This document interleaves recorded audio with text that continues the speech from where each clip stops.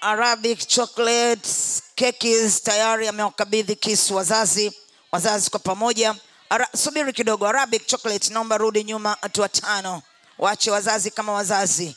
Afisa UWT ofisi ndogo mkoa wa Dar es Salaam, naomba kamata kisu hicho. Mnakamata pamoja. Tunakata keki kwa pamoja. Naomba tushushe kisu. Twende namna hiyo. Twende namna ya shusha. Sogeza kwa kisu, sogeza kwa keki. 1, 2 na nusu. 3 makofi kwao na vigelegele wazazi. DJ kamatia. Lakini Binuru Ocho mama mzazi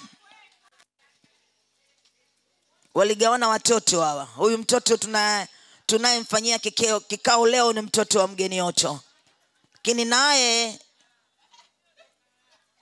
mama mkuu bimgeni ana mtoto nani vile mtoto wa Nuru? Otto. Kuna mtoto anaitwa Otto. Huyo ndio aliyempa, yani Mariam, Binuru kampa dada yake Mariam na mgeni kampa mdogo wake Otto. Kampa kumwambia huyu ndio baba yako, mzee Otto huyu. Basi mtamuona mzee Otto siku hiyo. Basi nikuombe na mgeni mlishe keki mdogo wako. Alishana wenyewe kwa wenyewe hapo. Ili maana hii keki wanalishana kwanza wenyewe. Makofi kwa una vigelegele wazazi. Safi. Mapande.